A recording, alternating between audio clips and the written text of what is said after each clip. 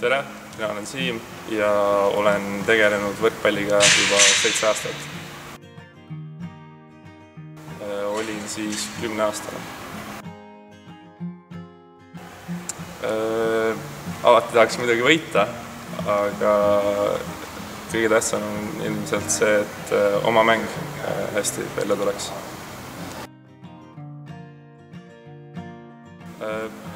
Pigem on tähtsam see, et meeskond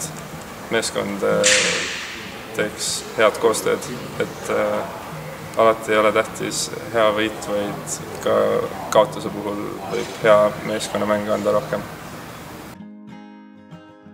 Peres mängivad mul võrkpalli isa ja vend ja isa oli ka algselt üks eeskujusid võrkpalli mängimisel.